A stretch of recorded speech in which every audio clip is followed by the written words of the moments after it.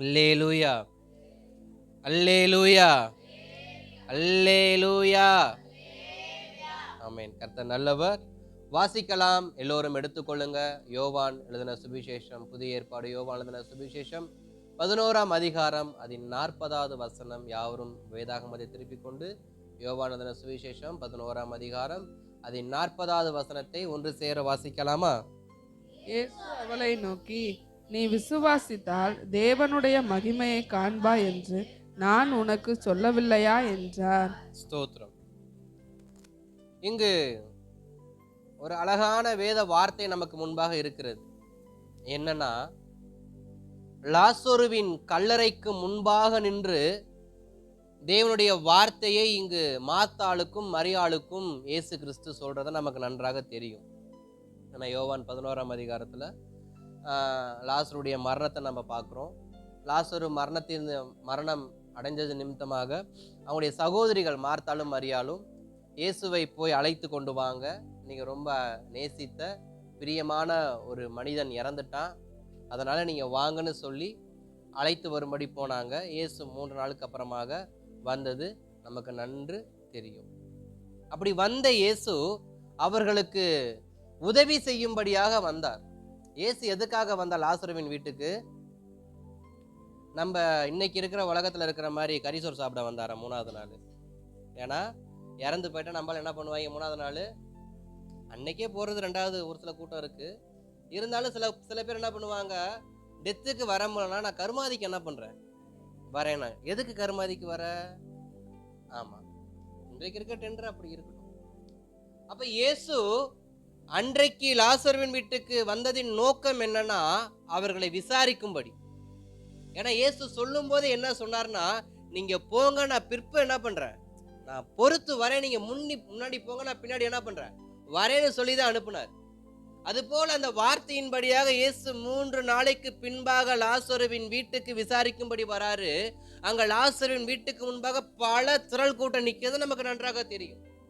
வேதத்தை நம்ம இன்னும் அதிகமாய் வாசிக்கும் பொழுது 11ஆம் அதிகாரம் 12ஆம் அதிகாரத்துல லாசருவின் நிமித்தம் இயேசுவை விசுவாசித்த கூட்டம் அங்க அநேகம் என்ன பண்ணுது இருக்கிறது. அப்ப அநேக கூட்டம் லாசருவின் வீட்டுக்கு முன்பாக என்ன பண்ணிருக்கிறாங்க, வந்திருக்கிறாங்க. அதே போல இயேசுவும் வந்தார். இயேசுவை பார்த்த உடனே அங்க இருக்கிற எல்லோருடைய கண்களும் இயேசுவை நோக்கி பார்க்குது. மரியாளும் மார்த்தாலும் இயேசுவை நோக்கி என்ன பண்றாங்க, பார்க்கிறாங்க. இயேசு விசாரிக்கிறாரு. விசாரிக்க அந்த கல்லை புரட்டி போடுங்க அப்படின்ற வார்த்தையை இயேசுவின் வாயிலிருந்து கேட்ட உடனே இவர்கள் சொல்லுகிற ஒரு வார்த்தை என்னன்னா, நாள் ஆயிற்று ஆண்டவரே நாருமே. 4 நாள் ஆயிற்று ஆண்டவரே நாருமே. அதனால என்ன பண்ணாதீங்க, திறக்காதீங்க. அவன் உள்ளேயே கூட என்ன பண்ணட்டும், இருந்துகட்டும். அந்த சரீரம் உள்ளேயே இருந்துகட்டும். சரீரத்தை வெளியில என்ன பண்ண வேணாம், கொண்டு வர வேணாம். கொண்டு வந்தா அது இன்னும் அதிகமா நாரும் அப்படின்னு சொல்லும் பொழுது இயேசு சொல்றாரு, உனக்கு விசுவாசங்கிறது கொஞ்சம் கூட. இந்த வார்த்தை யாரை பார்த்து சொன்னது? இந்த வார்த்தை யாரை பார்த்து சொல்றாரு ஆண்டவர்னா, மார்த்தாளையும் மரியாளையும் பார்த்து. இதே மார்த்தாளும் மரியாளும் தான் எங்க போயிருந்தாங்க, இயேசு அவங்க வீட்டுக்கு வந்த பொழுது இந்த மரியாள் தான் அவருடைய பாதத்துல உட்காந்து வசனத்தை கேட்டவங்க. இந்த மரியாள் தான் இயேசுவின் பாதம் அருகே உட்காந்து வசனம் கேட்டவங்க. ஆனா மார்த்தாள் சத்தம் போட்டவங்க தான். மார்த்தாள் திட்டினவங்க.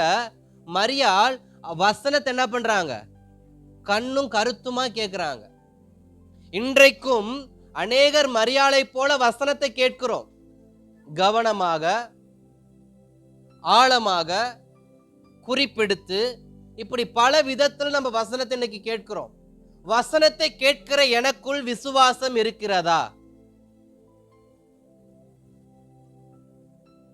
ஏன்னா இருவரையும் பார்த்து சொல்ற வார்த்தை, நீ விசுவாசித்தால் தேவ மகிமையை காண்பாய் அப்படின்னு அவனுக்கு சொல்லலையா அப்படிங்கிற வார்த்தையை தான் ஆண்டவர் என்ன பண்றாரு, ஒரு அழுத்துறார்.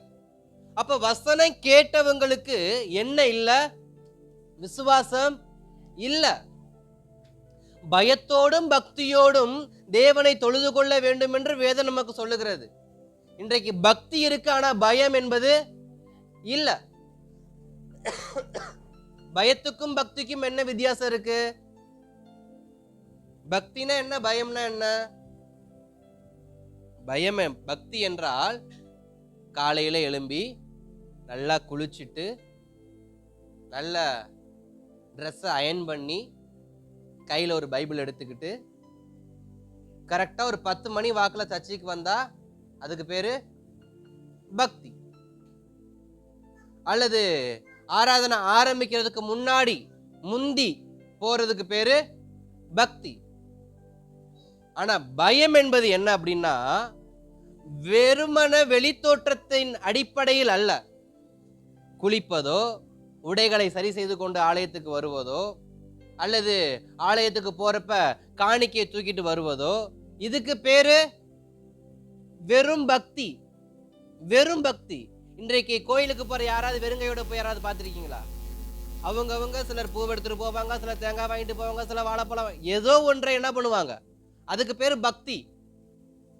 ஆனா பயம் என்பது என்னன்னா, அவர் என்னை பார்க்கிறார், அவரின் இருதயத்தை கண்ணோக்குகிறார், நான் அவருக்கு ஏற்றபடி வாழ வேண்டும், நான் இயேசுவுக்கு ஏற்றபடி வாழ வேண்டும் என்ற வாழ்க்கை வாழ்வதற்கு பேர் தான் பயம்.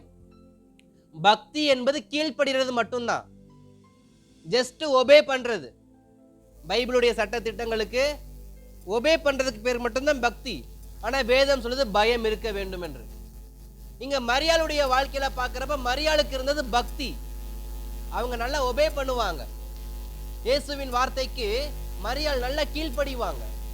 இன்றைக்கு நாமும் கர்த்தருடைய வார்த்தைக்கு கீழ்ப்படுகிறோம், பிரசங்கத்தின் வார்த்தைக்கு கீழ்ப்படுகிறோம், வேத வசனத்தை வாசித்து அதை கீழ்ப்படுகிறோம். ஆனா நமக்குள் பயம் இருக்கா? நமக்குள் பயம் இருக்கா? தேவனுக்கு அவர் என்னைய பார்க்கிறாரே, அவர் என்னைய விசாரிப்பாரே அப்படிங்கிற பயம் நமக்கு இருக்கா? இல்ல கர்த்தர் உயிரோடு இருக்கிறான்ற விசுவாசம் நமக்கு இருக்கா?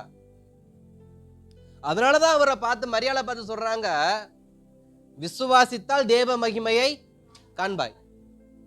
என் வாழ்க்கையில் மகிமை நடக்க வேண்டும் என்றால், என் வாழ்க்கையில் அற்புதம் நடக்க வேண்டும் என்றால், என் வாழ்க்கையில் ஆசீர்வாதம் வர வேண்டும் என்றால் எனக்கு பக்தி இருந்தால் மட்டும் போதாது. ஜபத்துக்கு வந்துட்டா மட்டும் பத்தாது. உபவாச ஜபத்துக்கோ, ஞாயிறு ஆராதனைக்கோ, அல்லது தனி ஜபத்திலேயோ, 21 ஜபத்திலேயோ, இல்ல அந்த கோபுரம் இந்த கோபுரம் எந்த கோபுரத்துக்கு ஜபத்துக்கு போனாலும் அதுக்கு பேர் வெறும் பக்தி தான். ஒரு திருமணத்துக்கு பத்திரிக்கை வச்சா போய் எப்படி அட்டெண்ட் பண்ணிட்டு வரோமோ அது மாதிரிதான்.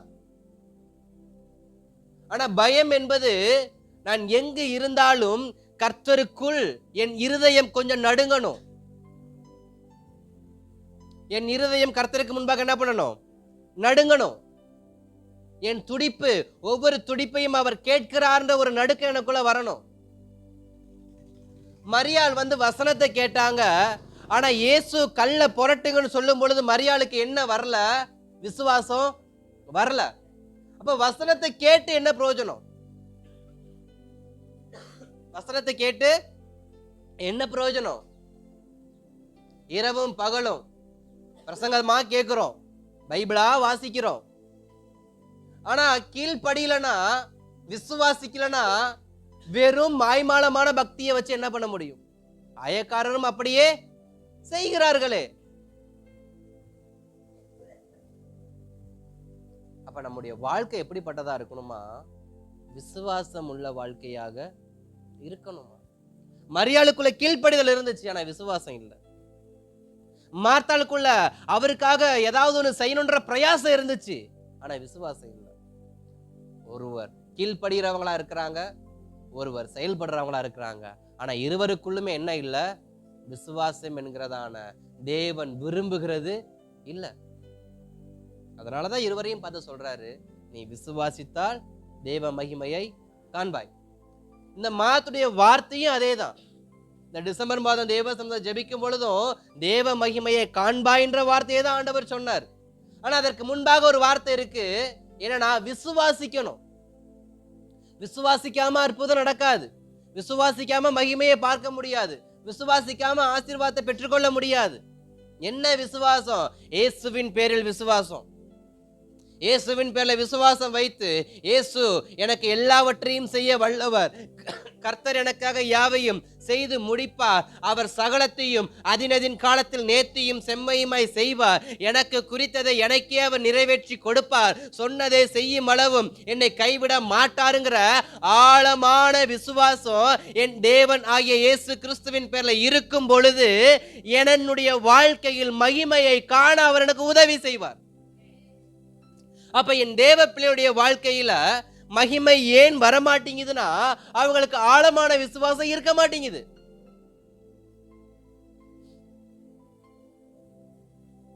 ஏன் ஆபிரகாமுடைய வாழ்க்கையில கர்த்தர் கொடுக்க வேண்டிய ஆசீர்வாதத்தை இழுத்து கொண்டு போய் கொடுத்தார் 25 வருஷம் கழிச்சு? 25 வருஷத்துக்கு அப்புறமா தான் ஆபிரகாமுடைய வாழ்க்கையில கர்த்தர் மகிமையை காண்பித்தார். ஏன்னா அந்த 25 ஆண்டு காலங்களும் ஆபிரகாமுக்குள்ள கொஞ்சம் சுயம் இருந்துச்சு, ஆபிரகாமுக்குள்ள கொஞ்சம் உலக பிரகாரமான ஆலோசனைகள் இருந்துச்சு, ஆபிரகாமுக்குள்ள மாம்சீகமான சில விருப்பங்கள் இருந்துச்சு. இது எல்லாமே ஆபிரகாமுக்குள்ள இருக்கு என்பதனால அவருடைய விசுவாசம் இன்னும் பூரணமாய் தேவனை நோக்கி திரும்பவில்லை என்பதனாலே கர்த்தர் ஆபிரகாமுக்கு கொஞ்சம் அற்புதங்களை தாமதம் பண்ணார். எல்லாத்தையும் கொடுத்தாரு, ஆனா விரும்பினதை மட்டும் என்ன பண்ணல, கொடுக்கல. இன்னைக்கு நம்முடைய வாழ்க்கையில எல்லாத்தையும் கர்த்தர் கொடுக்கிறாரு, நான் எதை விரும்புறேன் அதை மட்டும் கர்த்தர் தாமதம் பண்றார். காரணம் என்ன? என் விசுவாசம் இன்னும் வளரவில்லை. அப்ப என் விசுவாசம் சரியா இருக்கும் என்றால் எனக்குரிய மகிமை என்றைக்கோ என் வாழ்க்கையில் என்ன பண்ணிருக்கோம், வந்திருக்கும். அதனாலதான் மரியாதையும் மார்த்தாலையும் பார்த்து சொல்றாரு, இத்தனை வருஷமா நீங்க வசனத்தை கேட்டோம், உங்க தகப்பன் தாய் உங்களுக்கு போதித்த வேத வார்த்தைகளை, நீங்க இதுவரைக்கும் வாழ்ந்த விசுவாசமான வாழ்க்கைய, நீங்க இதுவரைக்கும் என்னுடைய வார்த்தையை கேட்டதை, இதுவரைக்கும் நான் உங்க வீட்டுக்கு வரும்பொழுது போகும்பொழுதால் உங்களுக்கு உபதேசமான உபதேசங்கள் எல்லாமே கொஞ்ச நேரத்துல எப்படி ஆயிருச்சு, வீணா போயிருச்சு.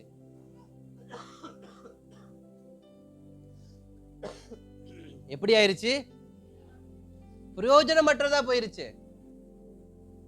அதனாலதான் இன்றைக்கு வேதத்திலிருந்து ஒரு வார்த்தை நமக்கு வந்திருக்கு, நீ விசுவாசித்தால் தேவ மகிமையை நிச்சயமா காண்பாய். அதற்கப்புறம் மரியாளும் மார்த்தாலும் ஒரு வார்த்தை என்ன பண்ணல, சொல்லல. தேவன் எனக்கு நன்மை செய்யணும்னு அவர் விரும்புறாரு. மார்த்தாலும் மரியாளும் தடுத்தாலும் அவர் செய்ய நினைச்ச காரியம் என்ன, லாசருவை இன்னைக்கு உயிரோட என்ன பண்ணணும், வெளியில கொண்டு வரணும். யார் விரும்புறாங்களோ விரும்பலையோ, யாருக்கு அந்த வார்த்தைன்னு தெரியல, யார் விரும்புறாங்களோ விரும்பலையோ, யார் தடுத்தாலும் எனக்கு நன்மை செய்யணும்னு கர்த்தர் ஒன்ஸ் அகைன் அவர் முடிவு பண்ணிட்டாருன்னா நிறைவேற்றாம நிச்சயமா அவர் விட மாட்டார். யார் வேணா வரட்டும், குறுக்க கூட பிறந்தவன் தடுத்தாலும், இயேசுவின் பாதத்துல வசனத்தை கேட்டவன் தடுத்தாலும், யாரு தடுத்தாலும் எனக்கு குறித்ததை எனக்கு நன்மை செய்யும்படி என் தேவன் நினைச்சிட்டாருன்னா, அதை நினைச்சு அவர் புறப்பட்டு வர ஆரம்பிச்சிட்டாருன்னா, அவர் வாசல் வரைக்கும் வந்து நின்று அந்த கல்லை புரட்டுறதுக்கு ஆள் இல்லை என்றாலும் அவர்களுக்கு விசுவாசத்தை கொடுத்து எனக்கு அற்புதம் செய்யாம அவர் நிச்சயமா என்னை விட்டு என்ன பண்ண போறது இல்ல, என் கல்லறை விட்டு அவர் போறது கிடையாது. லாசருவின் கல்லறைக்கு வந்த தேவன் லாசருக்கு அற்புதம் செய்யணும் தான் வந்தார். இந்த 12வது மாதத்திலையும் நமக்கு அற்புதம் செய்யும்படி கர்த்தர் நம்மை நோக்கி வந்திருப்பது உண்மை. என் விசுவாசம் எப்படி இருக்கு என்பதை நான் கொஞ்சம் சோதிக்கணும். அவர் வந்திருக்கிறாரு, என் கல்லறை வரைக்கும் வந்திருக்கிறாரு. லாசருக்கு தெரியுமா, லாசருக்கு தெரியுமா இயேசு 3 நாளைக்கு அப்புறம் என் கல்லறைக்கு என்னை தேடி வந்தது லாசருக்கு தெரியுமா? லாசருக்கு தெரியுமா மார்த்தாலும் மரியாளும் இயேசுவை வெளியே வச்சு தடுத்தது லாசருக்கு தெரியுமா? இல்ல ஊருக்காரங்களாம் பார்த்து அவருக்கு பொய்யான பட்டம் கட்டினது லாசருக்கு தெரியுமா? எதுவுமே தெரியாது. அது போலதான் எனக்கு ஒரு அற்புதம் செய்ய என் தகப்பன் இயேசு என்னை தேடி பிரயாணம் பண்ணி வந்து கொண்டு இருக்கிறார் என்பது கல்லறைக்குள் இருக்கிற எனக்கு, கல்லறைக்குள் இருக்கிற லாசருக்கு தெரியாது. ஆனா ஒரு நாள் உண்டு, அவர் வந்து நிற்பார், என் கல்லை புரட்டி போடுவார், என்னை உயிரோடு கொண்டு வருவார், என் மேல் சுற்றப்பட்ட அனைத்து துணியையும் எடுத்து என்னை கொண்டு அநேகரை விசுவாச வாழ்க்கைக்கு நேராக நடத்த என் தேவன் எப்படிப்பட்டவரா இருக்கிறாரு, உயிருள்ளவரா இருக்கிறார். அப்ப எனக்கு நன்மை செய்யும்படி என்ன பண்ணி கொண்டிருக்கிறாரு, புறப்பட்டு வந்து கொண்டிருக்கிறார். லாசர் ஒருவேளை நினைச்சிருப்பாரு, நான் செத்துட்டா என்னைய டக்குன்னு அவர் என்ன பண்ணிடுவாரு, எழுப்பிடுவாருன்னு சொல்லி. ஒருவேளை லாசரு சொல்லியிருக்கலாம் மார்த்தாளையும் மரியாளையும் பார்த்து, ஒரு நாள் நான் இறந்து போயிட்டா. ஏன்னா மரியாளும் மார்த்தாலும் இருக்கிறப்ப லாசர் இறந்து போகிறதுக்கு அந்த அளவுக்கு ஒரு வயசு ஒன்றும், ஏதோ ஒரு பலவீனத்துல தான் அவர் என்ன பண்ணியிருக்கிறாரு, இறந்திருக்கிறார். ஆராய்ச்சிகள் சொல்லுது ஏதோ ஒரு பலவீனத்துல இறந்திருக்காரு. அப்ப பலவீனப்பட்ட லாசரு தன் சகோதரிகளை பார்த்து சொல்ற வார்த்தை, என் ஆயுள் நாட்கள் இன்னும் எத்தனைன்னு தெரியாது, ஒரு நாள் நான் செத்துருவேன், நான் செத்ததுக்கு அப்புறமா அவரை வந்து என்ன பண்ண சொல்லுங்க, ஒண்ணு என்னுடைய வியாதியிலிருந்து என்னை விடுதலையாக்கும்படி அவர்கிட்ட கேளுங்க, இல்லையா செத்த என்ன உயிரோட எழுப்பும்படி அவருக்கு அனுப்புங்க அப்படின்னு சொல்லி ஏதோ ஒன்ற லாசரு சொல்லியிருக்கலாம். ஆனா தேவன் வருவாரா மாட்டாரான்னு லாசருக்கு என்னது, ஆனா வருவார்ன்ற விசுவாசத்துலதான் மாத்தாள்கிட்டையும் மரியாள்கிட்டையும் சொன்னார். அவர் வந்தா எனக்கு அற்புதம் நடக்கும்னு லாசருக்கு தெரிஞ்சதுனாலதான் லாசரு தன்னுடைய மரண நேரத்திலையும் அவர் சொன்ன ஒரே ஒரு வார்த்தை என்னன்னா, இயேசுவை என்ன பண்ணு, வர சொல். இயேசுவை என்ன பண்ண சொல்லு, வர சொல். மார்த்தாளே மரியாளே என் சகோதரிகளே, எப்படியாவது இயேசுவை வந்து என்ன பண்ண சொல்லுங்க, பார்க்க சொல்லுங்க. நான் மரண தருவாயில இருக்கிறேன், ஆள் அனுப்புங்க அவருக்கு. அவர் வந்தா எனக்கு போதும், அவர் வந்தா போதும், நான் எப்படியும் படைச்சுக்குவேன் அப்படிங்கிற அந்த விசுவாசத்தோடு பூமியில கல்லறையில புதைக்கப்பட்டவன் தான் லாசர். லாசர் எப்படிப்பட்ட விசுவாச கல்லறையில புதைக்கப்பட்டாரு, இயேசு வந்தா எனக்கு நிச்சயமா ஏதாவது ஒண்ணு, ஒரு வேளை நான் உயிர் தளாவிட்டாலும் என் குடும்பத்துக்கு ஒரு நன்மை ஆகும், நிச்சயமா கிடைக்கும். ஏன்னா மார்த்தாலும் மரியாளும் இயேசுவின் வார்த்தையை அதிகமா என்ன பண்ணவங்க, கேட்டவங்க, விசுவாசிக்கிறவங்க, கீழ்படுகிறவங்க. அப்படி இருக்கும் பொழுது ஒரு வேளை நான் இறந்துட்டா என் குடும்பத்தையாவது இயேசு என்ன பண்ணுவார், கண்டிப்பா ஒரு அற்புதம் என் குடும்பத்துக்கு செய்வாருங்கிற ஒரு ஏதோ ஒரு விசுவாசம். ரெண்டுல ஒண்ணு என் குடும்பம் காக்கப்படும், அல்லது என் ஜீவன் மீட்டெடுக்கப்படும். இப்படி ஏதோ ஒரு விசுவாசத்துல லாசரு தன் கடைசி வார்த்தைகளை சொல்லிவிட்டு கல்லறைக்குள்ள போய் படுத்துட்டார். நம்ம இயேசு வந்து நிற்கிறார். எதுக்காக? அந்த விசுவாசத்தை கனப்படுத்தும்படி. நல்லா கவனிச்சுக்கங்க, பூமியின் ஆழத்துல பாதாளத்துல படுக்கை போட்டாலும் நான் கூப்பிட்டா கேட்பான்னு சங்கீதக்காரன் தாவீது சொன்னது பொய்யல்ல, உண்மை. பொய்யல்ல, நான் பாதாளத்தின் வாசல் இருந்து கூப்பிட்டாலும் கர்த்தரின் சத்தத்தை கேட்பான்னு சங்கீதக்காரன் ஒரு வார்த்தை எழுதியிருக்காருல, அது பொய் கிடையாது.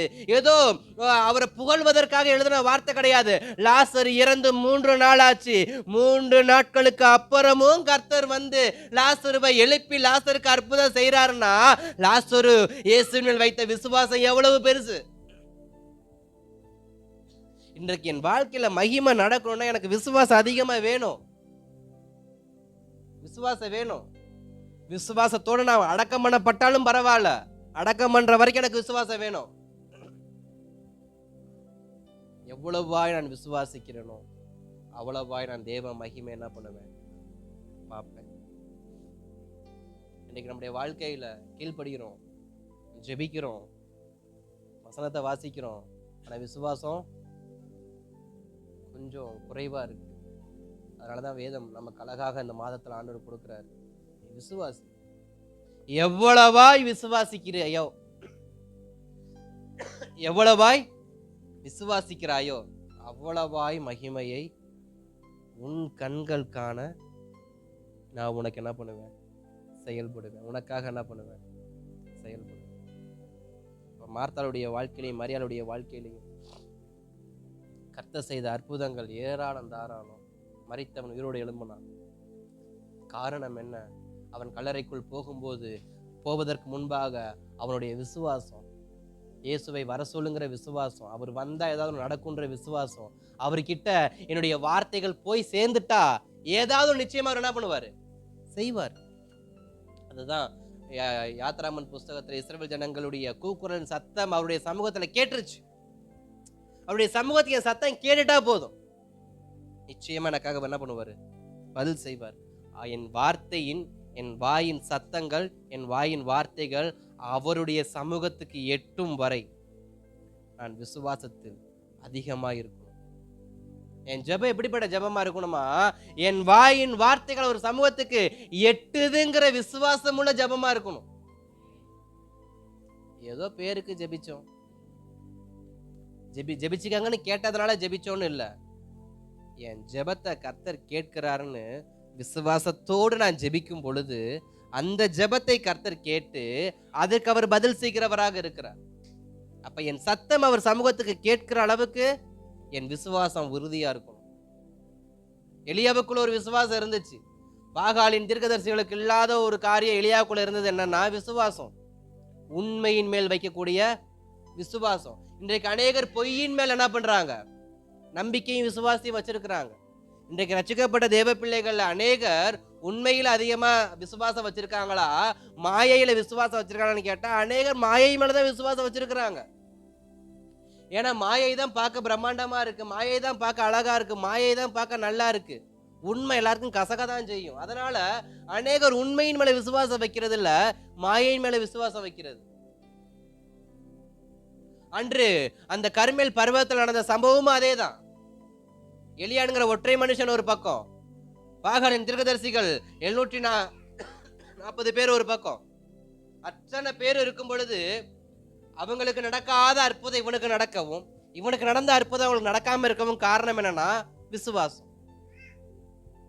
அப்ப என் விசுவாசம் உலகத்தை ஜெயிக்கிற ஜெயமாக இருக்கிறது.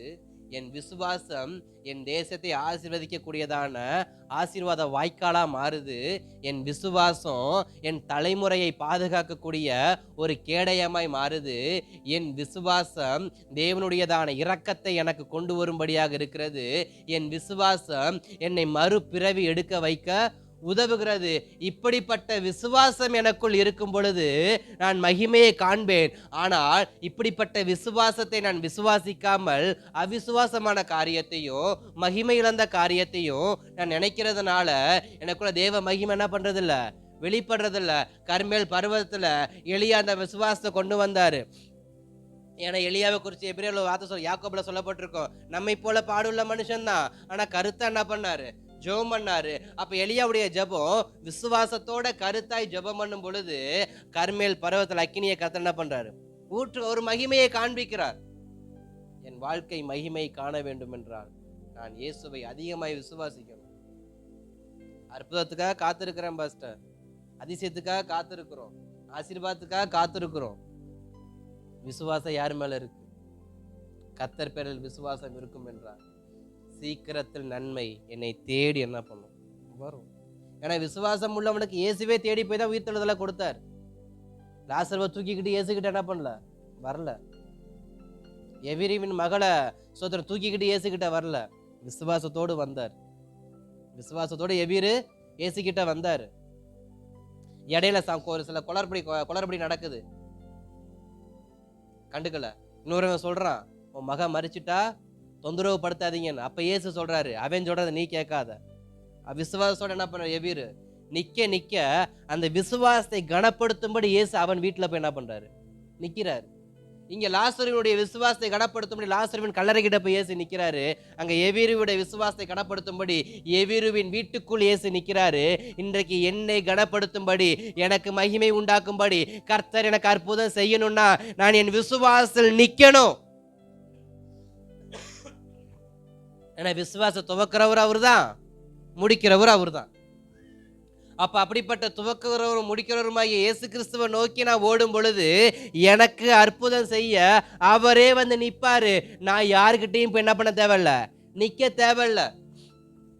எனக்கு அற்புதம் செய்யுங்க, எனக்கு உதவி செய்யுங்க, என்னுடைய வியாதியை சுகப்படுத்துங்க, என்னுடைய பலவீனத்தை சுகப்படுத்துங்க, எனக்கு ஆசீர்வாதத்தில் என்னுடைய கடன் பிரச்சனைக்கு ஆசீர்வாதம் வரணும், எனக்கு கொஞ்சம் உதவி செய்யுங்கன்னு நம்ம யாருக்கிட்டையும் போய் கேட்க வேணாம். நான் என் விசுவாசத்தில் நான் நிலை கொண்டு நிற்பேன் என்றால் எனக்கு உதவி செய்யும்படி என் தேவன் எனக்காக வந்து நிற்பார். அதான் ஒரு பாட்டு அழகா இருக்கும், என் தேவன் எனக்காய் ஏதாகிலும் செய்திடுவார், என்றாகிலும் என்னை மறந்ததுண்டா. விசுவாசமுள்ளவனை தேவன் என்றைக்கும் மறந்ததாக சரித்திரமே இல்லை. யாருக்கு விசுவாசம் அதிகமா இருக்கோ அவங்கள தேவன் மறந்ததா சரித்திரமும் கிடையாது, வேதாகம சரித்திரமும் சொல்றது கிடையாது. ஆபிரகாம் மறக்கல, யோசேப்பு மறக்கல, யாக்கோபு மறக்கல, ஈசாக்கு மறக்கல, தானியேல் மறக்கல, நெகேமியா மறக்கல, எஸ்ரா மறக்கல, எஸ்தர் மறக்கல. இவங்க யாருமே கர்த்தர் என்ன பண்ணல, மறக்கல. காரணம் என்ன? இவங்க எல்லோரும் விசுவாசத்துல நின்னாங்க. நின்னதனால கர்த்தர் அவர்களுக்கு செய்ய வேண்டிய நன்மையை கர்த்தர் மறக்கல. எஸ்தருடைய வாழ்க்கையில ஆரம்பம் ரொம்ப அற்பமா இருந்துச்சு. சுத்திகரிப்பு நாட்களுக்குள்ள போகிறப்ப அநேகர் அவள் அற்பமா தான் பார்த்தாங்க. ஏன்னா எஸ்தருக்கு சரியான பின்னணி கிடையாது. ஏன்னா ஒரு ராஜாவுக்கு மனைவியா மாறணும்னா அநேக ராஜ்யங்கள்ல இருந்து தங்கள் மகள் என்ன பண்ணிருப்பாங்க, அனுப்பியிருப்பாங்க. யோசிச்சு பாருங்க, அநேக ராஜ்யங்கள்ல இருந்து சூசன் அரண்மனைக்கு ஆகாசுவருக்கு நேரா பெண்கள் என்ன பண்றாங்க, கொண்டு வர பாரு. பெண்கள் எல்லாம் சாமானிய பெண்களை கொண்டு வருவாங்களா? ஒரு ராஜா கல்யாணம் பண்ணணும்னா அந்த பொண்ணு எப்படிப்பட்ட பொண்ணா இருக்கணும், ஒரு அரச குடும்பத்தை சேர்ந்த ஒரு பெண்ணா இருக்கணும். ஆனா எஸ்தருக்கு எந்த அரச குடும்ப பின்னணியும் கிடையாது. எஸ்தருக்கு எந்த அரச குடும்ப பின்னணியும் கிடையாது. அநேக அரச குடும்ப பின்னணியோடு இருக்கிற பெண்களுக்கு முன்பாக எந்த அரச குடும்ப பின்னணி இல்லாத எஸ்தரை கர்த்தர் மகிமைப்படுத்தினார் என்றால் எஸ்தருக்குள் இருந்த விசுவாசம் எவ்வளவு பெரியதா இருக்கும்.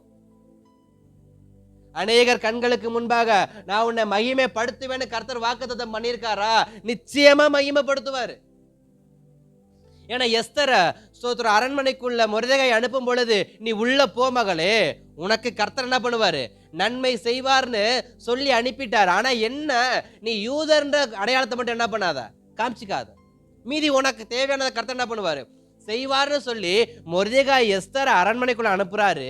எஸ்தர் அரண்மனைக்குள்ள போறாங்க. அரண்மனைக்குள்ள போன எஸ்தருக்கு ஒரு ஆச்சரியம் இருக்கு. என்னன்னா, அவளோடு சேர்ந்து ஆகாசுவர் ராஜாவை திருமணம் பண்ணி கொள்வதற்கு வந்திருக்கிறது அநேக பெண்கள் வந்திருக்கிறாங்க. அவங்க யாருன்னு பார்த்தா 127 நாடுகள் இருக்கிறதான அரச குடும்பத்தை சேர்ந்த வாலிப பெண்கள், குணசாலியான ஸ்திரீகள்னு வச்சுக்கலாம், இல்லது ரொம்ப அழகுல ஜொர்ணிக்க கூடியதான பெண்களா இருக்கலாம், தேவ தூதர்களை போல சில பெண்கள் இருக்கலாம். இப்படி விவரிக்க முடியாத அளவுக்கு அழகின் தோற்றத்தை உடைய பெண்கள் என்ன பண்றாங்க, நிற்கிறாங்க. ஏன்னா சாதாரண பொண்ணுக்கும் அரச குடும்பத்தை சேர்ந்த பெண்ணுக்கும் நிறைய வித்தியாசம் இருக்கு. அவங்களுடையதான சகலமும் எப்படிதான் இருக்கும், விலை உயர்ந்ததா தான் இருக்கும். அப்ப அவங்களுடையதான அழகாக பராமரிக்கப்பட்டிருக்கும். நம்ம உன்னத பாட்டுல வர அந்த சகோதரியை போல நான் எப்படிப்பட்டவளா இருக்கிறேன், திராட்சை தோட்டத்துல காவலாளியா இருக்கின்ற மாதிரி இல்லாம இவங்க ரொம்ப வெயிலே படாம அவ்வளவு மென்மையா இருப்பாங்க. அப்படிப்பட்ட கூட்டத்துக்கு மத்தியில வெயில்ல அலைஞ்சி திரிஞ்சு நாடு தெரியாத ஒரு வாழ்க்கைய வாழ்ற எஸ்தர் மகிமை அடையணும்னா அவ விசுவாசம் எந்த அளவுக்கு உறுதியா இருக்கணும். புரியுதா உங்களுக்கு? மென்மையா வளர்க்கப்பட்ட பெண்கள் மத்தியில, அழகு ரூபமா இருக்கிற பெண்கள் மத்தியில ஓடி ஆடி காஞ்சி நிக்கக்கூடிய ஒரு எஸ்தர் ராஜாவின் மனைவியாய் மாறணும்னா அவளுக்கு சுத்திகரிப்பு நாட்கள் என்னதான் கொடுக்கப்பட்டாலும் அவள் தேர்ந்தெடுக்கப்படுவது ரொம்ப சிரமம். இவ 10 முறை சுத்திகரிக்கப்பட்டாதான் அந்த பளபளப்புக்கு வருவா. அவங்களுக்கு அந்த சுத்திகரிப்பே தேவையில்ல. எனக்கு முன்பாக எனக்கு கிடைக்காதுன்னு சொன்ன அநேக ஆசீர்வாதங்கள் எனக்கு கிடைக்கும்படி கர்த்தர் செய்யணும் அப்படின்னா நான் என் விசுவாசத்துல என்ன பண்ணணும், நிக்கணும்.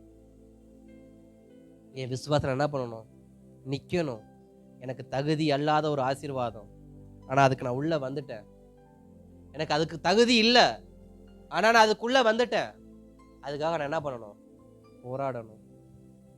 உதாரணமா ஒரு வார்த்தையை சொல்றேன். வருகிற 2026 எலெக்ஷன் வர இருக்கு. ஒவ்வொரு வாட்டியும் எலெக்ஷன் வரும். Council election, ward member, CM election, PM election, இப்படி எலெக்ஷன் என்ன பண்ணும், வந்துக்கிட்டே இருக்கும். ஒவ்வொரு முறையும் யாராவது புதுசாக என்ன பண்ணுவாங்க, உள்ள என்ட்ரி ஆவாங்க. அரசியலுக்குள்ள என்ன பண்ணுவாங்க, என்ட்ரி ஆவாங்க. என்ட்ரி ஆகுறவங்க சும்மா இருப்பாங்களா, செயல்படுவாங்களா? தோக்குறோமோ ஜெயிக்கிறோமோ, நமக்கு பதவி கிடைக்குதோ கிடைக்கலையோ, அதுக்காக நான் என்ன பண்ணணும், முழு மூச்சா கடைசி வரைக்கும் நிக்கணும். கடைசி வரைக்கும் நிக்கணும். அதே போலதான் எஸ்தரும் தனக்கு முன்பாக அநேகர் இருந்தாலும், தனக்கு முன்பாக அநேக நல்ல படிச்சவங்க இருந்தாலும், நல்ல பணக்காரங்க இருந்தாலும், அநேக ஸ்தோத்திரம் அதிகாரம் உடையவங்க இருந்தாலும், எந்த அதிகாரமோ எந்த பின்னணியோ எந்த பணபலமோ ஒண்ணுமே இல்லாம பூஜ்யமா இருக்கக்கூடியதான எஸ்தர் நிக்கிறாங்க. அவங்களுக்குள்ள இருக்கிற ஒரே ஒரு காரியம் என்ன? வைராக்கியம், விசுவாசம் மட்டும்தான். நிச்சயமா கர்த்தர் எனக்கு ஒரு மகிமை என்ன பண்ணுவாரு வச்சிருக்கிறார்னு சொல்லி அந்த அம்மா இருந்தாங்க. அதே போல அநேக அரச குடும்பத்தை சேர்ந்த பெண்கள் நிராகரிக்கப்பட்டாங்க. உங்களுக்கு முன்பாக அநேகர் இருக்கலாம், ஆனா உங்களுக்கான வாய்ப்பை கர்த்தர் உங்களுக்கு கொடுக்கணும்னா அந்த 126 பேரை என்ன பண்ணணும்? ரிஜெக்ட் பண்ணணும். ஆபிரகாமுக்கு கர்த்தர் வாக்குத்தத்தம் கொடுக்கிறப்ப ஒரு வார்த்தையை சொன்னாரு, நான் உனக்கு கானான் தேசத்தை தரேன், ஆனா ஒரு கண்டிஷன், அங்க இருக்கிற 7 ஜாதி என்ன பண்ணணும்? நான் துரத்தணும். அப்ப உனக்கான நன்மையை நீ பெற்றுக்கொள்ளணும் அப்படின்னா அதுக்கு முன்பாக இருக்கக்கூடிய அநேகரை என்ன பண்ணணும்? வெளியேற்றணும். நான் வெளியேற்றுற வரைக்கும் உனக்கு விசுவாசம் இருக்கா? அல்லேலூயா. நான் வெளியே கொண்டு வர வரைக்கும் உனக்கு விசுவாசம் இருக்கா? உனக்கு முன்பாக மதிலாய் நிற்கக்கூடிய அத்தனை பேரையும் நான் வெளியே கொண்டு வர வரைக்கும் உனக்கு விசுவாசம் இருக்கா? காத்திருக்கிறதுக்கு உனக்கு விசுவாசம் இருக்கா? அப்படி இருந்தா நீ உள்ள போக உனக்கு தகுதி இருக்கு. 126 பேரு எஸ்தருக்கு முன்பாக இருக்கிறாங்க. எஸ்தர் 127 வச்சுக்குவோம். 127ஆவதா இருக்கிற எஸ்தர் முத இடத்துக்கு வரணும்னா 126 பேரையும் கடந்து போகணும். 126 பேரையும் கடந்து போற வரைக்கும் எனக்கு என்ன வேணும்? விசுவாசம், பொறுமையோடு கூடிய விசுவாசம். நீ விசுவாசித்தால் தேவ மகிமையை காண்பாய். அநேகருடைய கண்களுக்கு முன்பாக நான் உன்னை மேன்மைப்படுத்துவேன், நான் உன்னை மகிமைப்படுத்துவேன்னு கர்த்தர் சொன்னார்னா அந்த நாள் வர வரைக்கும் நான் என்ன பண்ணணும்? வெயிட்டிங் லிஸ்ட்ல பொறுமையா இருக்கணும். அந்த பொறுமைக்கு பேர் தான் விசுவாசத்தில் நிற்கணும். அல்லேலூயா. ஸ்தோத்திரம். நான் வேகமாய் கர்த்தருடைய வார்த்தைக்கு நேராக நான் போக விரும்புகிறேன். வாசிக்கலாம். மார்க்குவின் சுவிசேஷம் 5ஆம் அதிகாரம் 34வது வசனம். விசுவாசம் இருக்கும் பொழுது நடக்கக்கூடிய 3 காரியங்களை சுருக்கமா பார்த்துட்டு முடிச்சிடலாம். வாசிங்க. அவர் அவளை பார்த்து, மகளே, உன் விசுவாசம் உன்னை ரட்சித்தது, உன் விசுவாசம் உன்னை ரட்சித்தது, நீ சமாதானத்தோட போய் உன் வேதனை நீங்கி சுகமாயிரு என்றார். உன் வேதனை நீங்கி சுகமாயிரு என்றார். இங்கு 12 வருட பெரும்பாடுள்ள ஸ்திரீக்கு ஒரு 3 விதமான ஆசீர்வாதத்தை கர்த்தர் கொடுத்து அனுப்புவதா நமக்கு நன்றாக தெரியும். 12 வருடமாய் ஒரு சகோதரி பெரும்பாடோடு போராடி கொண்டு இருக்கிறாங்க. 12 வருடமாய் அவங்களுக்கு எந்த அற்புதமும் நடக்கல. 12 வருடமாய் எந்த அதிசயமும் நடக்கல. அநேக வைத்தியரை பார்த்து ஒன்றும் விளங்கல.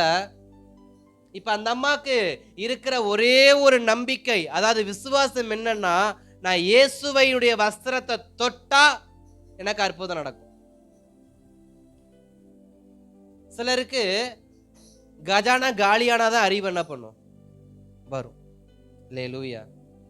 என்னதான் சபையில பாஸ்டர் விசுவாசமா வாழுங்க, ஜெபியுங்க, விசுவாசமுள்ள ஜெப பிணியாளிய ரட்சிக்குன்னு பிரசங்கம் பண்ணா புத்திக்கு எட்டாது.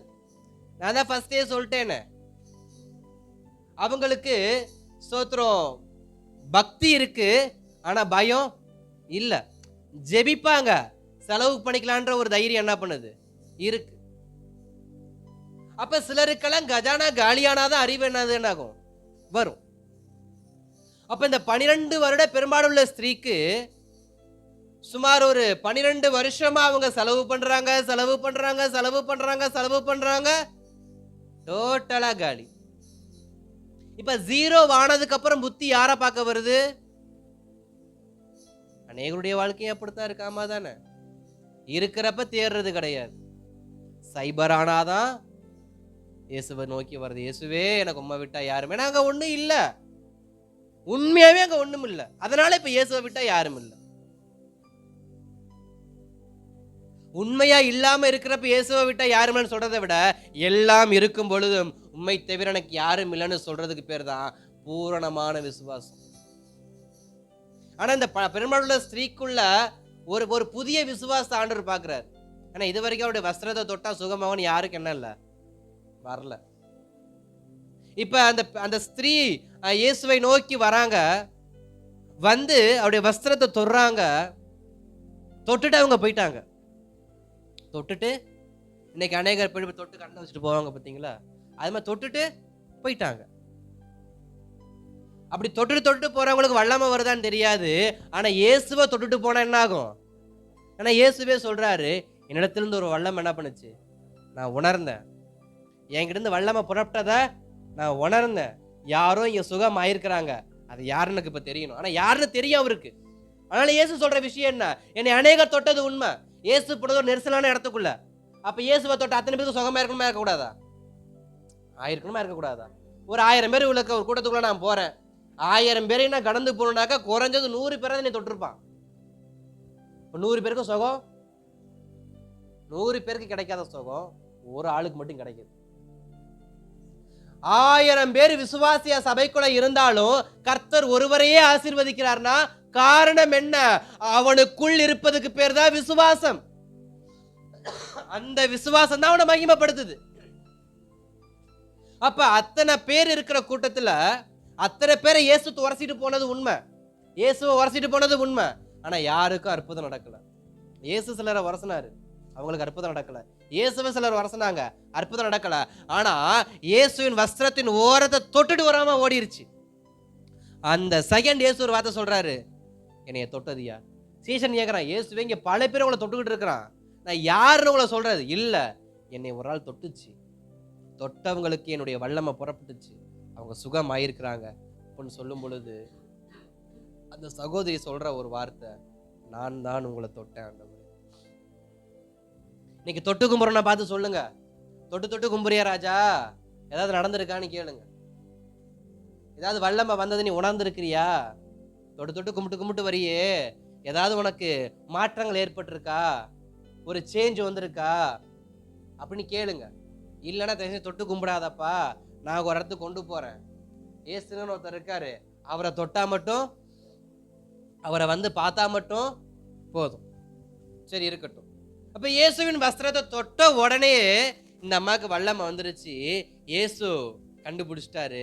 அந்த அம்மா தைரியத்தோட வெளியே வந்து, நான் தான் உங்களை தொட்டேன், ஏன் என்ன தொட்டன்னு கேட்கிறாரு. இப்ப இயேசு கேட்கிற கேள்வி என்ன, என்னை ஏன் தொட்ட? அந்த அம்மா வெக்கமே இல்லாம சொல்ற ஒரு வார்த்தை, எனக்குள் 12 வருடங்களாய் பெரும்பாடு இருந்துச்சு, நான் 12 வருடமா ஏறாத இடம் கிடையாது, இறங்காத ஆஸ்பத்திரி கிடையாது, பார்க்காத மருத்துவர் கிடையாது, கேட்காத இடங்கள் கிடையாது, ஆனா அங்கெல்லாம் சுகமாகாதது எனக்குள்ள உங்க வஸ்திரத்தை தொட்டா சுகமாகும்னு ஒரு நம்பிக்கை வந்துச்சு, ஒரு ஸ்பார்க் வந்துச்சு, நான் வந்தேன், தொட்டேன், சுகமானேன்னு சாட்சியா நின்னாங்க. அதை கேட்டு அநேகருக்கு ஆச்சரியம். ஏன்னா நானும் தான் இயேசுவை தொட்டேன், எனக்கு அற்புதம், இயேசுவும் தான் தொட்ட எனக்கு அற்புதம்.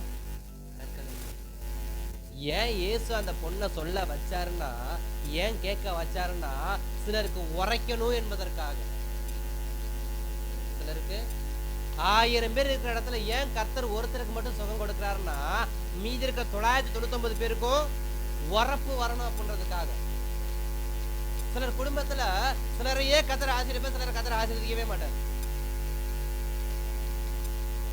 ஏன்னா நாங்களும் தான் சர்ச்சுக்கு வந்தோம், ஏன் கர்த்தர்களை ஆசீர்வதிக்க மாட்டோம்? நாங்க ஒன்னா ஜெபிக்கிறோம், கர்த்தரையும் ஆசீர்வதிக்க மாட்டார். குடும்பத்துல ஒரு 9 பேர் இருக்கிறாங்க, ஒரு 10 பேர் இருக்கிறாங்கனாக்க அதுல கர்த்தர் 1-2 பேரை நல்லா ஆசீர்வதிப்பார், நல்ல வேலை அவங்களுக்கு இருக்கும். ஆனா சரியான சம்பளம் கிடைக்காதவங்க சொல்ற வார்த்தை என்னவா இருக்கும் அப்படின்னாக்க, நல்லா படிச்சான், நல்ல கம்பெனியில வேலை செய்யறான், நல்ல சம்பளம் கிடைக்குது, படிக்கல, நல்ல வேலை இல்லை, நல்ல சம்பளம் இல்லை. படிக்காத, படிப்பறிவு இல்லாத எத்தனையோ பிள்ளைங்களுக்குதா மாறி இருக்கிறது உண்மை. நம்ம தானே படித்தவர்களே படிக்காதவர்கிட்ட தான் என்ன பண்றாங்க, வேலை செஞ்சுட்டு இருக்காங்க. அப்ப இன்றைக்கு அநேக விஷயத்தை நமக்கு நாமளே சாதகமா மாத்திக்கிட்டு போயிடுறோம். அதனால இந்த 999 பேருக்கு உரைக்கும்படியாக இந்த அம்மா அவங்க சாட்சி சொல்ல வச்சார். அப்ப என் விசுவாசம் 999 பேருக்கு எப்படிப்பட்டதா மாறுது, சாட்சியா மாறுது. அங்க லாசருடைய விசுவாசம் எப்படிப்பட்டதா இருந்துச்சு, கல்லறைக்குள் போறதுக்கு முன்பாக இயேசுவை வர சொன்னா மட்டும் போதும், இயேசு வந்துட்டா போதும்னு அவர் உள்ள போயிட்டாரு. இயேசு வந்து தொட்டாரு. 12ஆம் அதிகாரத்துல, யோவான் 12ஆம் அதிகாரத்துல சொல்லப்பட்டிருக்கும், அங்கு லாசருவை கொண்டு அநேகர் இயேசு என்ன பண்ணாங்க, விசுவாசித்தாங்கன்னு சொல்லப்பட்டிருக்கும். இங்கு 12 வருட பெரும்பாடுள்ள ஸ்திரீயை வச்சு அங்க ஒரு பெரிய அற்புதத்தை ஆண்டவர் என்ன பண்றாரு, செய்யறாரு. இது வந்து நான் வேகமா போறேன். அப்ப அந்த சகோதரியை பார்த்து கேட்கிறாரு, இந்த மாதிரி எனக்கு சம்பவம் நடந்துச்சுன்னு அந்த அம்மா சொல்றாங்க. சரி, ஓகே, அடுத்து அவங்களுக்கு ஒரு பிளெஸிங் ஆண்டவர் கொடுக்குறாரு. ஏன்னா இது வரைக்கும் விசுவாசத்தோடு தொட்டது இந்த அம்மா மட்டும்தான். ஃபுல் விசுவாசத்தோடு, ஃபுல் சார்ஜோடு இயேசுவின் வஸ்திரத்தை தொட்டது இந்த அம்மா மட்டும்தான். சுகத்தை பெற்றதும் இந்த அம்மா மட்டும்தான். அதனால அந்த அம்மாக்கு ஆண்டவர் கொடுத்த ஆசீர்வாதத்தை மறுபடியும் வாசிங்க. 5:34. அவர் அவளை பார்த்து, மகளே, மகளே, உன் விசுவாசம் உன்னை ரட்சித்தது. உன் விசுவாசம் உன்னை, இது உண்மை. அடுத்து வாசிங்க. நீ சமாதானத்தோட போய், சமாதானத்தோட போ, முதல் வார்த்தை. உன் வேதனை நீங்கி, உன் வேதனை நீங்கியது இரண்டாவது வார்த்தை. சுகமாயிரு, சுகமா இருக்க போறது மூன்றாவது வார்த்தை. அவர் சொல்ற ஒரு வார்த்தை என்ன, உனக்கு ரட்சிப்பு இது கிடைச்சிருச்சு, உனக்கு ரட்சிப்பு கிடைச்சிருச்சு, அதாவது உனக்கு விடுதலை கிடைச்சிருச்சு. இந்த விடுதலை எப்படிப்பட்ட விடுதலை என்பதை இயேசு சொல்றாரு. அதான் விஷயம். விடுதலை கொடுக்கிறதற்கு அநேகர் இருக்கிறாங்க, பட் நிபந்தனைகள் ஒண்ணு இருக்கு. இன்னைக்கு அரசாங்கத்தால கைது செய்யப்பட்ட எத்தனை பேர் சிறைச்சாலையில் என்ன பண்றாங்க, இருக்கிறாங்க. ஜாமீன்ல வரவங்க இருக்கிறாங்க, அந்த சைன் பண்ணிட்டு வரவங்களும் இருக்கிறாங்க, டெய்லி போறவங்க இருக்கிறாங்க, வாரத்துக்கு ஒருக்க போறவங்க இருக்கிறாங்க, மாசத்துக்கு ஒருக்க போறவங்க இருக்கிறாங்க. விடுதலையிலே 2 விதமான விடுதலை இருக்கு. நிபந்தனையின் பேர்ல விடுதலை, நிபந்தனை அற்ற விடுதலை. இப்ப இந்த அம்மா ஆசீர்வாதத்தை பெற்றுக்கொண்ட உடனே இயேசு சொல்ற ஒரு வார்த்தை என்ன, உனக்கு ரட்சிப்பு கிடைச்சது உண்மை. இந்த ரட்சிப்பு எப்படிப்பட்டதுன்னா நிபந்தனை அற்ற ரட்சிப்பு. நீ என்கிட்ட இருந்து பெற்றுக்கொண்ட விடுதலை, நீ என்கிட்ட இருந்து பெற்றுக்கொண்ட மகிமை எப்படிப்பட்ட மகிமை அப்படின்னா, ஏதோ இன்றைக்கு மட்டும் செயல்படுற மகிமை கிடையாது, ஒரு வருஷத்துக்கு செயல்படுற மகிமை கிடையாது. உன் ஆயுள் முழுவதும் இந்த மகிமை உன்னை என்ன பண்ணும், பின்தொடரும். நீ மருத்துவரை பார்த்தோ இல்ல வேற யாராவது பார்த்து இருந்தா கூட உனக்கு இந்த பூர்ண சுகம் என்ன பண்ணிருக்காது, கிடைச்சிருக்காது. ஆனா நீ என்னைய தேடி வந்ததுனால, அதுவும் ஃபுல் விசுவாசத்தோடு வந்ததுனால, அதுவும் யாருக்கும் கிடைக்காத ஒரு வெளிப்பாட்டோட வந்த பத்தியா, அந்த விசுவாசத்துக்கு நான் கொடுக்கிற ஆசீர்வாதம் என்ன அப்படின்னா, நிபந்தனையற்ற ஆசீர்வாதம் உனக்கு நான் என்ன பண்றேன், கொடுக்கிறேன். என் வாழ்க்கையில நான் எதிர்பார்க்கிற ஆசீர்வாதம், நான் எதிர்பார்க்கிற மகிமை நிபந்தனை அற்றதா இருக்க வேண்டும் என்றால், நான் தேவ சமூகத்தில் நிபந்தனை அற்ற விசுவாசம் உள்ளவனா இருக்கணும். நான் நிபந்தனை அற்ற விசுவாசம் உள்ளவனா இருந்தால், கர்த்தர் எனக்கு கொடுக்கிற ஆசீர்வாதம், கர்த்தர் கொடுக்கிற மகிமை, கர்த்தர் கொடுக்கிற சமாதானம் எல்லாமே நிபந்தனை அற்றதா தான் இருக்கும். அதாவது கால வரையற்றதா என்ன பண்ணும், இருக்கும். இந்த அம்மாவை பார்த்து சொல்றாரு, முதல் வார்த்தை சொன்னது என்ன, நீ சமாதானத்தோட என்ன பண்ண. இதுவரைக்கும் வாழ்க்கையில சமாதானம் இல்லை, இதுவரைக்கும் வாழ்க்கையில சமாதானம் இல்லை, தெரிஞ்சிச்சு. இரண்டாவது சொல்றாரு, உன் வேதனை என்ன ஆயிடுச்சு, நீங்கிருச்சு. 12 வருஷமா நீங்காத ஒரு வேதனை என்ன ஆகுது, இப்ப நீங்குது. அடுத்து நீ உன் வாழ்க்கையில என்ன வராது, இந்த பிரச்சனை. இப்படிப்பட்ட பிளெஸிங் யாருக்காவது கிடைக்குமா, இப்படிப்பட்ட அடைக்கலமான ஆசீர்வாதம் யாருக்காவது கிடைக்குமா? இங்க தேவன் சொல்ற ஒரு வார்த்தை என்னன்னா, உனக்கு நான் ரட்சிப்பை கொடுத்துட்டேன், உனக்கு விடுதலையை கொடுத்துட்டேன். இது எப்படிப்பட்ட விடுதலையா இருக்கும் என்றால், நீ சமாதானத்தோடு வாழ்வதற்கு ஏதுவான விடுதலையா இருக்கும். என் வாழ்க்கை சமாதானமா இருக்கணும்னா நான் விசுவாசம் உள்ள வாழ்க்கையை வாழணும்.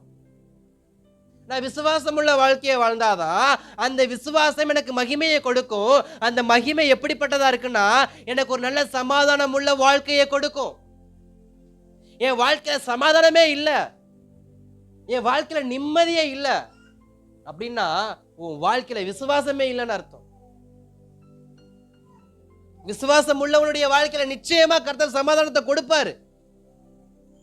பெயருக்காய் புலம்புறவனும் விடுதலை வேண்டும் என்று புலம்புறவனுக்கு வித்தியாசம் நிறைய இருக்கு. பார்த்திருக்கீங்களா? சில பேர் பேருக்கு கேட்டா பெப்பதான் புலம்பிட்டே இருப்பாங்க. அவங்க பேரு எப்படிதான் இருக்கும், புலம்பலின் மனனாதான் இருக்கும். ஆனா எரேமியாவும் புலம்புனாரு. எப்படிப்பட்ட புலம்பல்? இந்த புலம்பல் நன்மை நடக்காதாங்கிற புலம்பல். இன்னொரு புலம்பல் இருக்கு, நன்மை நடந்தாலும் புலம்புவாங்க, நன்மை நடக்கலனாலும் புலம்புவாங்க. அவங்க வாழ்க்கையே புலம்பலின் வாழ்க்கையா தான் இருக்கும். ஆனா இயேசு இந்த 12 வருட பெரும்பாடு உள்ள ஸ்திரீக்கு சொல்ற ஒரு வார்த்தை என்னன்னா, நீ சமாதானத்தோட போ. நீ எப்படி போ? சமாதானத்தோட போ. இதுக்கப்புறம் உன் வாழ்க்கையில உன் சமாதானத்தை குலைச்சு போற காரியம் எதுவுமே என்ன பண்ணாது, நடக்காது. இது வரைக்கும் உன்னை அநேகர் ஏமாத்தி ஏமாத்தி உன்னுடைய வருமானத்தை ஃபுல்லா எடுத்துட்டாங்க. உனக்கு ஆசீர்வதிக்கப்பட உனக்கு ஒரு ஆசீர்வாதமும் இல்ல. நீ வசிப்பதற்கு நல்ல இருப்பிடம் இல்ல. ஆனா உன் வாழ்க்கையை நான் என்ன பண்றேன்? சமாதானமா மாத்துறேன். என் வாழ்க்கை சமாதானமா மாறணும்னா என் வாழ்க்கையில எப்படிப்பட்ட வாழ்க்கையை நான் வாழணும்? விசுவாசம் உள்ள வாழ்க்கைய வாழணும். இப்ப இந்த பெரும்பாலுள்ள ஸ்திரீ இயேசுவை விசுவாசிச்சதுனால இயேசு இந்த அம்மாக்கு எப்படிப்பட்ட வாழ்க்கையை கொடுத்துட்டாங்க? இப்ப சமாதானம் உள்ள வாழ்க்கை. நான் சமாதானம் அடையணும்னா, என் வாழ்க்கை சமாதானம் அடையணும்னா, அப்ப என் வாழ்க்கை சமாதானமா இருக்கணும்னா நான் எப்படிப்பட்டவனா இருக்கணும்? விசுவாசம் உள்ளவனா இருக்கணும். அநேகருடைய வாழ்க்கையில தேவன் சமாதானத்தை அதிக அளவுக்கு கொடுக்க காரணம் என்ன? அதிகமாய் அவர்கள் கர்த்தரை விசுவாசித்தார்கள். நீ விசுவாசிக்க உன் குடும்பம் என்ன பண்ணும்? ரட்சிக்கப்படும். அப்ப நான் படிப்படியா 12 வருஷமா 12 சபையை சுத்தி வந்து அற்புதம் நடக்காது. 12 கிளினிக் ஏரியால அற்புதம் நடக்காது. 12 எங்க போனாலும் அற்புதம் நடக்காது. நான் சந்திக்க வேண்டியவரை சந்திக்காவிட்டால் என் வாழ்க்கையில் வேதனை ஒவ்வொரு நாட்களும் என்ன ஆயிட்டு தான் இருக்கும்? Increase increase increase increase increase. மொதல் வருஷம் ஒரு பர்சன்டேஜ் தான் வேதனை இருந்துச்சு. இப்ப இயேசுகிட்ட வரப்ப அந்த அம்மாக்கு எத்தனை வேதனை இருந்துச்சு? 12% வேதனை இருந்துச்சு. முதல் சதவீத வேதனை வந்த பின் இயேசுகிட்ட வந்திருந்தானா இந்த 11 வருட பெண்டிங் எரியர் என்ன இருக்காது, வாழ்க்கையில வந்திருக்காது. சிலருடைய வேதனை நீங்காம இருக்க காரணமே இதுதான். மருத்துவனை நம்புவாங்க, ஆண்டவரை நம்ப மாட்டாங்க. மருத்துவர்கிட்ட போங்க, பிணியாளிக்கே வைத்தியன் அன்றி வேற யாருக்கும் வைத்தியன் இல்ல. விசுவாசமுள்ள ஜபமும் பிணியாளி என்ன பண்ணும்? ரட்சிக்குங்கிறத மறந்துடாதீங்கன்னு சொல்றேன். ஜபத்தோட போங்க, மருத்துவரை பாருங்க. மருத்துவரையே நம்பி போகாதீங்க, ஜபத்தோட மருத்துவரை பார்க்க போங்க. தேவன் மேல விசுவாசத்தை வச்சுட்டு, ஆண்டவரே அந்த டாக்டர் என்னதான் படிச்சிருந்தாலும் படிச்சது போற ஞாபகம் வரதுக்கு உதவி செய்ய போன ஜபத்தோட வீட்டை விட்டு வெளியே போங்க. அவர் படிச்சதை மறந்துட்டு வேற ஊசியை போட்டாருன்னா நம்ம வாழ்க்கை முடிஞ்சிடும். அல்லேலூயா. அப்ப இந்த அம்மா 12 வருஷமா தெருவா சுத்தி பணம் போனது மிச்சம், வேதனை நீங்கணும். இன்னைக்கு என்னுடைய மரண வேதனை நீங்கணும் அப்படின்னா, என் வாழ்க்கையில் இருக்கிற வேதனை நீங்கணும் அப்படின்னா, நான் இன்னும் கொஞ்சம் விசுவாசம் என்ன ஆகணும்? பில்ட் அப், ஸ்ட்ராங் ஆகணும். இன்னும் என் விசுவாசம் ஸ்ட்ராங் ஆகணும். என் விசுவாசம் ஸ்ட்ராங்காக என் தேவன் என்னை மகிமைப்படுத்தி கொண்டே இருப்பார். என் வாழ்க்கை சமாதானத்துக்கு நேரா போய்கிட்டே இருக்கும். அப்ப என் வாழ்க்கை சமாதானம் அடையணும்னா என்னுடைய விசுவாசம் கர்த்தர் பேர்ல அதிகமாகும். கர்த்தர் பேர்ல அதிகமா ஆகணும். சமாதானத்துக்காக நீங்க 1000 இடத்துக்கு போனா சமாதானம் ஆகாது, கிடைக்காது.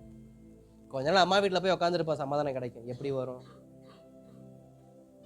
திருமணமான மனைவிமார்களுக்கும் கணவன்மார்களுக்கும் சொல்றேன், சமாதானத்துக்காக பெத்த தாய் வீட்டுக்கு யாராவது போனீங்க, திரும்பி வரமாட்டீங்க.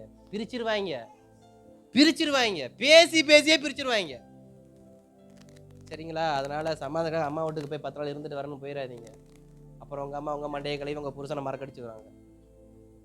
அதே மாதிரி புருஷனுக்கும் சொல்றேன், ஃப்ரெண்ட்ஸோட போயிட்டு கொஞ்ச நாள் ஜாலியாக இருந்துடணும்னு போயிடாதீங்க. அவங்க மண்டையை கழுவி பொண்டாட்டியை டைவர்ஸ் பண்ண வச்சிருவாங்க. அதனால சமாதானத்துக்காக எவனையும் தேடி போகாதீங்க, ஆண்டவரை தேடி போங்க. அல்லேலூயா. அப்ப என் வேதனை நீங்கணும்னா நான் எங்க தான் போகணும்? தேவ சமூகத்துக்கு மட்டும்தான் போகும். தேவ சமூகத்துல தான் எனக்கு வேதனை நீங்குவதற்கான ஒரு மருந்து என்ன பண்ணுது இருக்கு. மூன்றாவது என்ன சொன்னாரு? சுகமான வாழ்க்கை, ஆசீர்வதிக்கப்பட்ட வாழ்க்கை. நான் ஒரு நல்ல ஆசீர்வதிக்கப்பட்ட வாழ்க்கையை வாழணும்னா நான் விசுவாசம் உள்ளவனா இருக்கணும். ஆசீர்வதிக்கிறதுக்கு பணம் வேணும். பணம் வேணும்னா அதுக்கு நல்ல வேலை வேணும். வேலை வேணும்னா தேவ கிருபை வேணும். உண்மைதானே? எனக்கு திருமணம் ஆகிருக்கு, இப்போ நான் ஒரு வாகனம் வாங்க ஆசைப்பட்றேன், அப்போ இந்த வாகனம் வாங்குறதுக்கு என்ன வேணும்? பணம் வேணும். பணம் எங்கே பணம் கிடைக்கும்? வேலை யாரால கிடைக்கும்? தேவ சித்தம் இல்லைன்னா மகனே எந்த மூளைக்கு போனாலும் இங்கே தான் என்ன ஆகணும்? வந்தாகணும். அதனால நம்ம எதுக்கு ஜெபம் பண்ணணும்? தேவனே, என்னுடைய வாழ்க்கையில் நான் ஆசீர்வதிக்கப்பட உங்க தயவு எனக்கு வேணும்னு ஜெபம் பண்ணணும். அதுல விசுவாசமா நிக்கணும். ஆட்கள் மேல நம்புவதை, மனுஷன் பேரில் நம்புவதை பட கர்த்தர் பேரில் பற்றதா இருப்பது நலம். என் ஆசீர்வாதம் யார்கிட்ட தான் இருக்கு? ஆண்டவர் கையில தான் இருக்கு. அவர் நினைச்சா என் வாழ்க்கை சுகமா இருக்கும். என் வாழ்க்கை எப்படி இருக்கும்? சுகமா இருக்கும். நான் சுகமா இருக்கணும்னா என் முழங்கால் முடக்கப்பட்டு நான் விசுவாசமுள்ள வாழ்க்கைய டெய்லி வாழணும். அனுதினமும் ஜெபிக்கணும், அனுதினமும் வேதத்தை வாசிக்கணும், அனுதினமும் தேவ சமூகத்துல விசுவாச அறிக்கை பண்ணணும். அந்த அறிக்கை பண்ண வாழ்க்கையை வாழ்ந்து காட்டணும். ஒவ்வொரு நாளும் டே பை டேயா என் விசுவாசத்தை நான் சேலஞ்ச் பண்ணி தேவ சமூகத்துல வாழுவேனாக்க என் தேவனை மகிமைப்படுத்துவாரா, மகிமைப்படுத்த மாட்டாரா? சேலஞ்சுன்னு ஞாபகம் வருது. இன்ஸ்டாகிராமில் சில பைத்தியங்கள் இருக்கும் பாருங்க. இன்ஸ்டாகிராம் பைத்தியங்களை சொல்கிறேன். இன்ஸ்டாகிராம் பைத்தியங்களில் சில பைத்தியம் என்ன பண்ணும்? 2 டே சேலஞ்ச். அப்படி தானே ஃப்ரெண்ட்ஸ்? 2 டே சேலஞ்ச். அக்கா 3 வேளையும் பரோட்டா சாப்பிடுங்க. இன்னொருத்தன் சொல்லுவான், அண்ணா இன்னைக்கு ஃபுல்லாக நீங்கள் தோசை மட்டும் சாப்பிடுங்க, அண்ணா இன்னைக்கு ஃபுல்லாக நீங்கள் அம்மா உணவகத்தில் போய் என்ன பண்ணுங்க, சாப்பிடுங்க. சேலஞ்ச். இந்த சேலஞ்ச் அவன் வின் பண்ணுறதுக்கு அதுக்கு ஒரு வீடியோ போடுவான். அதை பார்க்கறது ஒரு கூட்டம் இருக்கும். அவனை என்ன பண்ண கொஞ்சம் கொஞ்சமாக ஒரு நார்மல் இன்ஸ்டாகிராமே ஒரு சேலஞ்சை கம்ப்ளீட் பண்ணுறவனை இன்க்ரீஸ் பண்ணும் அப்படின்னா, பிரபஞ்சத்தை படைத்தவர்கிட்ட விசுவாச வாழ்க்கையை சேலஞ்ச் பண்ணி வாழ்ந்தா நம்மளை கனப்படுத்துவாரா மாட்டாரா? மகிமைப்படுத்துவாரா மாட்டாரா? மகிமைப்படுத்துவேன் என்று சொன்னவர் நிச்சயமா என்ன பண்ணுவார்? மகிமைப்படுத்துவார். என் வாழ்க்கை சுகமா இருக்கிறதுக்கு, என் வாழ்க்கை ஆசீர்வாதமா இருக்கிறதுக்கு என் விசுவாசத்தை நான் சேலஞ்ச் பண்ணி வாழணும் ஒவ்வொரு நாளும். இன்னைக்கு ஒரு விசுவாசம் இன்னைக்கு இது போதும்னாக்கா விட்டுறக்கூடாது. அடுத்ததை ஒன்று சேர்க்கணும், அடுத்த நாள் அடுத்த விசுவாசம் சேர்க்கணும். இப்படி ஒவ்வொரு நாளும் விசுவாசத்தை கூட்டிக்கிட்டே வாங்க. ஆவியின் கனி எனக்குள் இருக்கும் பொழுது என் தேவன் எனக்காக யாவையும் நிச்சயமா செய்து முடிப்பார். வேற யாரும் எனக்கு தேவை கிடையாது. என் கர்த்தர் ஒருவரே போதும். ஆபிரகாமை யாருங்க ஆசீர்வதிச்சது? ஆபிரகாமை யார் ஆசீர்வதிச்சது? யோசேப்பை யார் ஆசீர்வதிச்சது? யாக்கோபு. வெறுங்கையா போன யாக்கோபு, சொல்ல போன ஆண்டியா போன அரசனா என்ன பண்ணியிருக்கான்? யாரு காரணம்? மாமனாரா? பஞ்ச காலத்துல பஞ்சம் பொழைக்கும்படி எகிப்துக்கு போனவர் தான் ஆபிரகாம். ஆனா ஆபிரகாம் செல்வ சீமனா மாற காரணம் யாரு? யோசேப்பு அடிமையா போனவன், பொம்பளை விஷயத்துல ஜெயிலுக்கு போனவன், அவன் திட்டத்தட்ட தேசத்துக்கு ராஜாவா மாற யார் காரணம்? யாருங்க காரணம்? அப்ப என் வாழ்க்கை உயர்த்தப்படுவது யார் கரத்துல இருக்கு? என் வாழ்க்கை மகிமை அடைய யார் கரத்துல இருக்கு? அதுக்கு தேவைதான் விசுவாசம் உள்ள வாழ்க்கை. என் வாழ்க்கை எவ்வளவு விசுவாசமா இருக்கோ, எவ்வளவு விசுவாசம் என் வாழ்க்கை ஸ்ட்ராங்கா இருக்கோ, அவ்வளவா என் வாழ்க்கையை கர்த்தர் மகிமைப்படுத்துவார். அவ்வளவா என் வாழ்க்கையை கர்த்தர் என்ன பண்ணுவாரு? மகிமைப்படுத்தி கொண்டே இருப்பார்.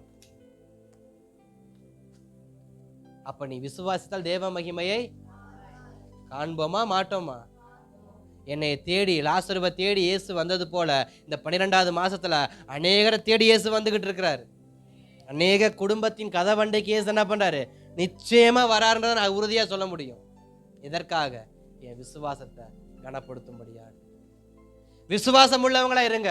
11 மாசமா அல்லது சில வருஷங்களா விசுவாசத்தோட நீங்க வாழ்ந்திருப்பீங்கன்னா, இந்த மாசம் உங்க விசுவாசத்தை திறந்து உங்களை உயிர்ப்பிக்கும்படி என் தேவனாகிய இயேசு கிறிஸ்து உங்கள் கதவண்டே வருவார். அது கல்லறையானாலும் சரி, வீடானாலும் சரி, அந்த கதவண்டே நிற்பார். அவர் சத்தம் கேட்கும், நீங்க வெளியே வருவீங்க. சமாதானத்தோட வேதனை நீங்கி சுகமாய் இருப்பீர்கள். அல்லேலூயா, அல்லேலூயா, ஸ்தோத்திரம். தொடர்ந்து நம்முடைய வாழ்க்கையில தேவ மகிமையை காண நாம் தொடர்ந்து நம்ம தேவ சமூகத்தில் என்ன பண்ணுவோம், நம்மளை விட்டு கொடுப்போம், நம்மளை ஒப்பு கொடுப்போம். தேவன் நமக்கு உதவி செய்யும்படியாக தேவ சமூகத்தை நம்ம என்ன பண்ணுவோம், நாம் நாடுவோம். அல்லேலூயா. கொஞ்ச நேரம் கண்களை மூடி தேவ சமூகத்தில், ஆண்டவர் என் வாழ்க்கை மகிமைப்படுத்துங்கப்பா, என் வாழ்க்கை மகிமையடைய உதவி செய்யுங்கப்பா, என் வாழ்க்கை மகிமையடைய உதவி செய்யுங்கப்பா. அல்லேலூயா.